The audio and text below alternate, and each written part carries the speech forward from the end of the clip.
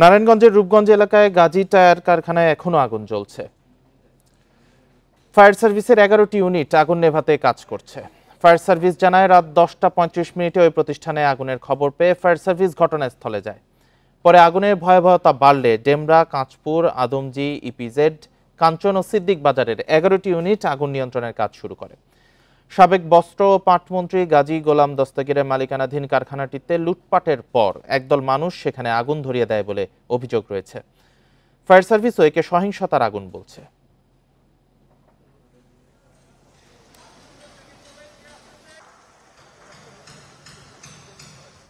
এ বিষয়ে আরো জানাতে ঘটনাস্থল থেকে যুক্ত হয়েছেন সহকর্মী রাকিবুল হাসান। রাকিব, এই আগুন এখন নিয়ন্ত্রণে এসেছে কিনা বা কতটুকু নিয়ন্ত্রণে আছে, আর এটা বলা হচ্ছে যে সহিংসতা করে এটা লাগানো হয়েছে, এ বিষয়ে আসলে কি জানা গেল? ক্ষয়ক্ষতির পরিমাণ সম্পর্কে কিছু জানা গেছে কিনা?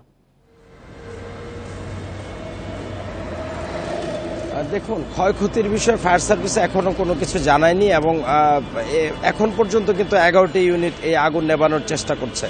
গত রাত 10:30টার পর থেকে যেই আগুনের সূত্রপাত ঘটে, এর পরের থেকেই কিন্তু আজ সকাল পর্যন্ত কিন্তু একে একে করে 11টি ইউনিট ফায়ার সার্ভিসের তারা এই আগুন নেভানোর চেষ্টা করছে। আমরা ফায়ার সার্ভিসের কাছ থেকে যে তথ্য আমরা জানতে চেয়েছি আগুনের সূত্রপাত, তারা বলেছেন নাশকতা, এবং স্থানীয়দের কাছ থেকে আমরা যেই বিষয়টি জানতে পেরেছি, আপনি জানেন যে গাজী গোলাম দস্তগীর গতকাল নারায়ণগঞ্জ আদালতে তার রিমান্ড তাকে গ্রেপ্তার করার পর তার 6 দিনের রিমান্ড মঞ্জুর হয়। এরপর থেকে বিকেল থেকেই কিন্তু এই গাজী টায়ারে হামলা এবং লুটপাটের ঘটনা ঘটে দুর্বৃত্তদের, এবং পরবর্তীতে কিন্তু রাতে এক পর্যায়ে সেখানে আগুন ধরিয়ে দেয়, এমনটা কিন্তু আমরা স্থানীয় পর্যায়ে জানতে পেরেছি। এবং সেই পরবর্তীতে কিন্তু ফায়ার সার্ভিস 10:35 তারা খবর পেয়ে তারা এই গাজী টায়ারে আগুন নেভানোর চেষ্টা করে, তারা শুরু করে, এবং এখন পর্যন্ত কিন্তু সেই আগুনের তীব্রতা চলছে। এবং ফায়ার সার্ভিস যে বিষয়টি জানিয়েছে, যেহেতু টায়ারের কারখানা এবং এখানে কিন্তু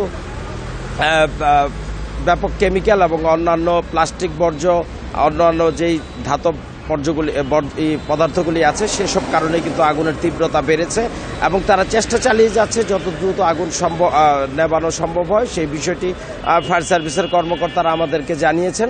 তো এখন পর্যন্ত তা আগুন পুরোপুরি নিয়ন্ত্রণে আসেনি। তো এই ছিল আমার কাছে আগুনের সর্বশেষ তথ্য। নারায়ণগঞ্জ থেকে জানাচ্ছিলেন সহকর্মী রাকিবুল হাসান।